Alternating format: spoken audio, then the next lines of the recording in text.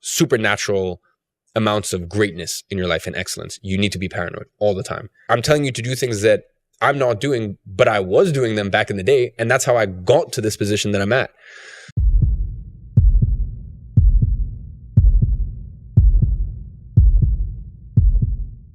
You were buying and selling Instagram pages, Correct? growing them and selling them. Yeah, when I was 14. What else were you doing? That was the first business. So basically, once again, I guess YouTube was a second evolution. YouTube at first was just like a diary to myself. And before that, a year and a half, 2 years before that, I had an Instagram page. It's actually still on Instagram. It's called Fuck the Norm, FCUK the Norm. And I grew that page to, I think it was 30 or 40,000 followers within 6 months. And all of a sudden, one day I get a message from a brand and they're like, oh, how much do you charge for a promotion? And this is around 2014. This is around like the movement era, you know, where brands are starting to realize, oh, there's these pages and these influencers and we can pay them and we can make a great return. And that was what I got sucked into a world of Telegram groups where people are buying and selling promotions and buying and selling accounts. And that was basically the first thing I did. I started selling promotions, Instagram promotions for that page. And then I was starting to get offers to buy that page. So I took the money I made from promotions, and what I would do is I would buy an Instagram page, let's say for like a Porsche fan page. And I would take that Porsche fan page, because that's a very niche thing that you can't really get many sponsors for that. And I would take a Porsche fan page with 150,000 followers, which back then was worth a lot more than what it is today. And I would just rebrand it to a general luxury page. And, you know, I'd lose a decent amount of engagement and followers, but at least the page was open to a lot more sponsorships and potential sponsors. And that's what I did. I just flipped Instagram accounts, and then eventually I ended up selling that first account. So what happened when you reached the age of 17, you decided to drop out of school? Correct. Why? Because I was making like 20 grand a month and I had an employee. This was doing which? At that point I had an agency. Okay. So after I was doing the Instagram accounts, from there, I said I saw the way that it was going. I made decent money. It must have been 10 grand, something like that. Enough that I felt very rich at 15. I had a YouTube and I was kind of honing in my craft of photo, video. And then from there, I just started reaching out to people and saying, yo, I'll give you a free video shoot. I'll make a little video for you. I'll do a photo shoot, stuff like that.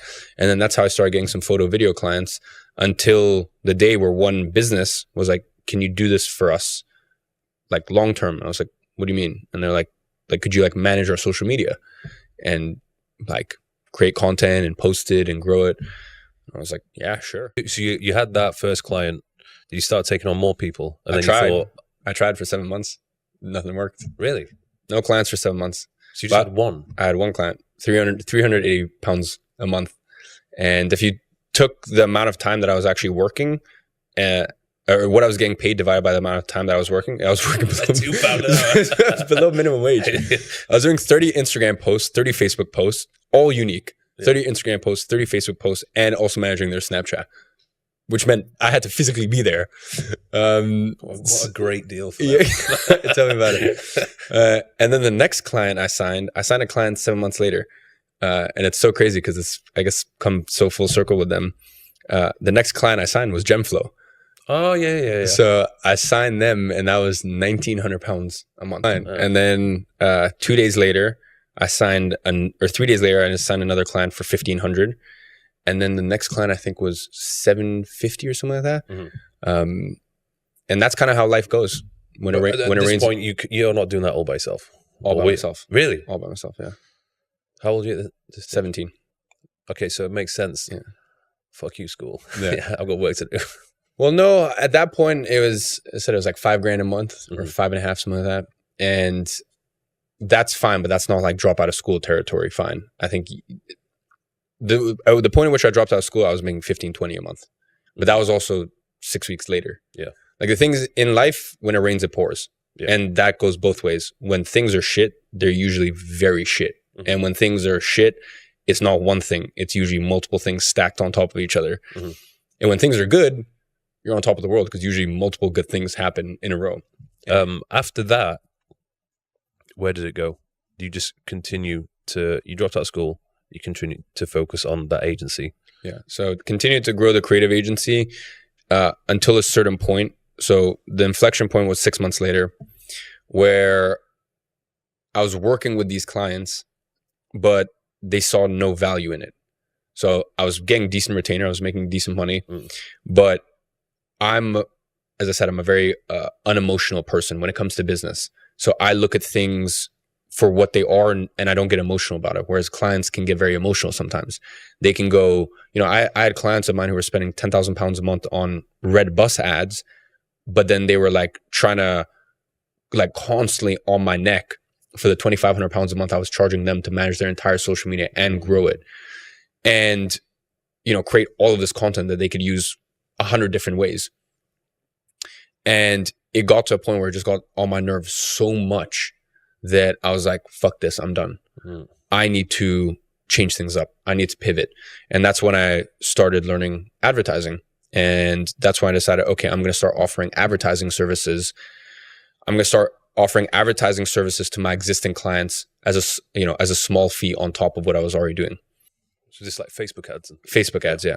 And, that's when I scaled to 100 grand a month. No, I'm just kidding. What actually happened is I lost like fucking 70% of my business, because the issue was I was so shit at ads that not only did I lose them for the ad services, but I was charging very small amounts to do it, because I was upfront with them that, hey, I'm just getting into this. But it wasn't that they looked at that and they were like, okay, he can't offer the ad services. They just looked at it as, okay, he's just shit at what he does in general. Whereas they had, they were clients for 6 months before that, very happy with the other core creative services, but I got dropped for both. So that was a rough period where I had to basically just learn advertising. And that was the first time that I really started to look outward and start looking at contractors. There's people in Brazil and South Africa and Romania and Serbia and all of these places where if I can give them 3 of my clients and I can pay them $300 per month per client, they're making $900 a month, and they're in university, they are killing it. Like their life has changed. Like they're making the sort of money they would make 3 years after they get their degree. And they're making that in school right now while still being able to go to school. And that was really my first taste of the global marketplace. And as I said, it was patchy for a few months, but I think it was April 2018. That was my first 40 or 50 grand month. And then it was October 2018. I think that was my first 100 grand month. 5 key or essential skill sets which are going to get you far in life today. 5 skill sets.